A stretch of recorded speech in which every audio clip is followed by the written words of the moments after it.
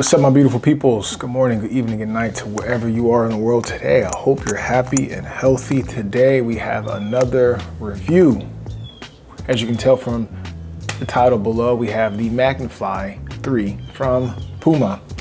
And I've had these for quite some time. I had them exactly when they came out, but I went on vacation the last week, and I am back and I have nothing but things to say in regards to these babies right here. So without further ado, let's get into it. Capiche? Capiche.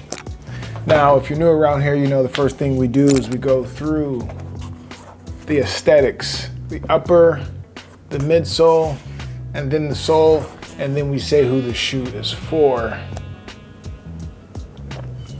and all of the good things.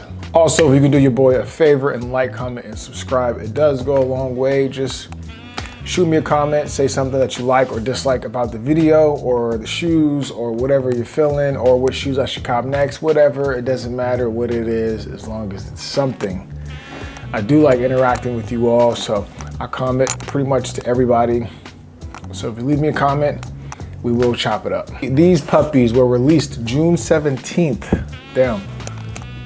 That's almost a month ago. These were released last month. So aesthetically, these look good. I actually wore these on the plane when I was flying to California, back to Tehachapi, California. If you know where that's at, let me know. That's where my in-laws live. That's where I went to high school at as well for 5 years. I lived in Tehachapi for 5 years of my life before I moved to Los Angeles, but yes. And then after that, I went to Chicago, and then from Chicago, I live in Florida now. So I don't know why I brought that up, but anyways, wear these on the plane, so that says a lot. I love the aesthetics of this. I love the colorway of this. Puma does a great job of making shoes that I feel could be worn with joggers, not necessarily jeans, but you can wear them casually. This is a very comfortable shoe. The upper is great, which we'll talk about in a sec. But I love the colorway, like I mentioned before, the Puma hit, the nice big branding Puma there as well. The infamous power tape, as you can see on the medial side, that nice Puma branding as well. And then you got the Magnify hit right on the tongue, as well as the Puma hit right on the toe box.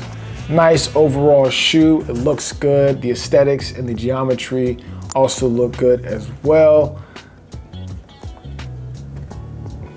I can't complain. It's just a clean, solid looking shoe. I know it might be subjective, but I think the majority of people would also agree. Now, moving into the upper, I believe Puma did a phenomenal job with the upper. This is their daily trainer, so this is geared toward those mid to long runs, those daily miles as well. So the upper is going to be a one-piece knit upper. It's very breathable, it's very stretchy as well, as you can tell from the tongue. And also it has that power tape, which gives it some stability, some structure. On the medial side, as I mentioned before, the lockdown is phenomenal. It's creme de la creme, chef's kiss. And it's a nice pull tab on the tongue, so it makes it easier to get your foot in. The heel collar is padded and it is structured, letting you know that this is a daily trainer. Durability so far has been good to me. I've probably put like 50 miles on these, anywhere between 50 to 60 miles on these. And although I do see a lot of creasing on the midsole, which we'll talk about in the midsole section, aside from that, there's no premature wear and tear marks. So the weight of this shoe is fairly reasonable. It's about 290 grams, which is decent. So let's talk about the midsole. It's a full Puma nitrogen infused midsole, and it's supposed to be, according to Puma, it's tuned for bounce and energy return. So for the stack height, you got a 10 millimeter drop, you got 40 millimeters in the heel, and you got 30 millimeters in the forefoot. And just like Nike, Puma loves a 10 millimeter drop. Now let's talk about the outsole. The outsole is Puma's rugged Puma grip. You guys know that Puma is an industry standard when it comes to the Puma grip. Everyone out there loves a Puma grip, myself included. It can get you through water, snow, sand, dirt, pretty much anything that's not black ice. It'll probably do its job well. Dew, morning dew, whatever it is, it'll get the job done. And so far, after 50 miles, there is not much wear or tear on the midsole, as you all can see. Still looks fresh, still looks clean. Okay, so let's talk about the ride and the feel. So when I first ran in these, I probably put 6 to 8 miles on these, and I came home sore. The next day I was extremely sore.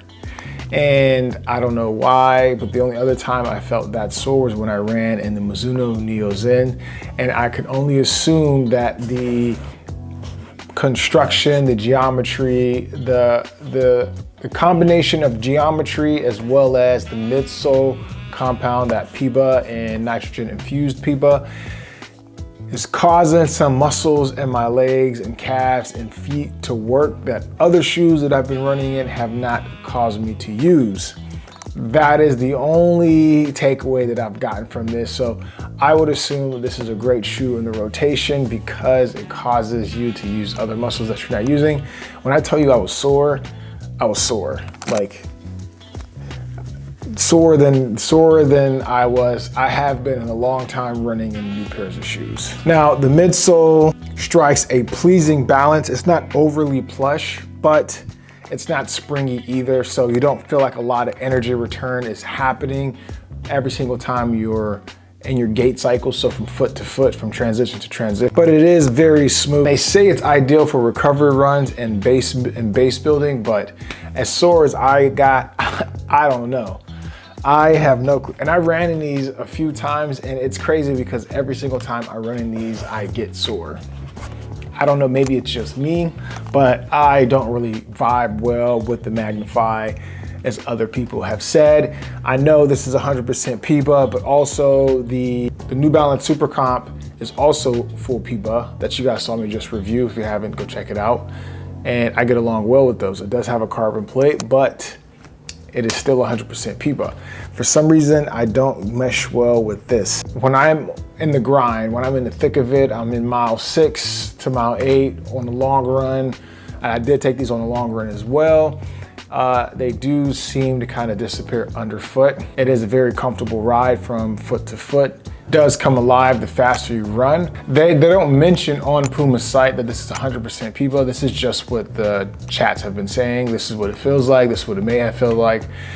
We don't know for sure because it's not disclosed via Puma. This to me doesn't feel like Puma because of how sore I've been getting. It doesn't feel bouncy, it doesn't feel lively. It just feels comfortable. It just feels like it can get you through the daily miles. I just don't understand why I get so sore after running in these shoes. And it's almost every single time I run, no matter the distance, you know. And it's just these for some reason. It's just these and the Mizuno Zen. When I first ran in those, I did get sore the first 2 times, but after a while, I did not. Maybe I have to break these in, but I mean, 50 miles should be okay. Should be decent. As you can see in the midsole, as I mentioned before. You can see the cracks and the midsole. So the Puma midsole has been compressing because I have been running in it. So it has been breaking in. Maybe I haven't broken it enough. Stability, it is very wide. It's a wide base, as you can see. It has a solid heel counter for support for those neutral runners out there. So fit, I went true to size. Didn't size up, didn't size down. It's a nice, comfortable feel. The step-in feeling, as I mentioned before, is extremely plush. So you're good to go there. Okay, so let's talk about the pros. Pros, upper, extremely nice upper, lovely fitting upper. I didn't mention that the midsole is removable. The insole is removable, so you can use your own insoles if you'd like. That's also a plus.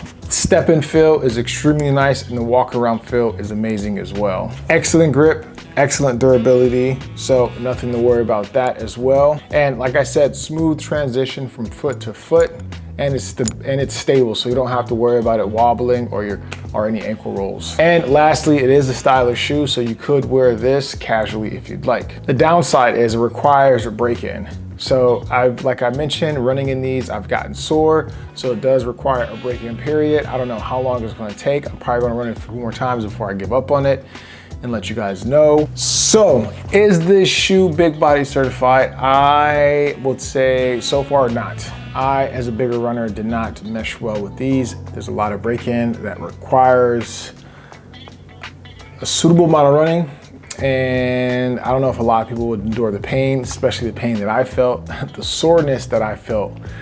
I don't know if a lot of people will agree with it, but to each is their own. Let me know if you agree. Let me know if you bought these and you experienced the same soreness that I am experiencing. I would love to hear your perspective on that as well. But so far, the soreness has kind of zapped the joy out of these, even on 6 to 8 mile runs, 10-mile runs, 14-mile runs. I'm gonna keep trying. I'm gonna keep trying. Next week is a down week, so I'll continue to run in these to see how I feel and how these progress. Like I said before, hopefully we can get these to 100 miles and then we can do our 100-mile review and discuss how things have gone. If not, then I might have to shelf these. Who knows? But anyways, I appreciate you all stopping by. I hope you got something out of this. If you did not, let me know because we can talk about it. Until then, I will see you when I see you. Enjoy your day. Deuces.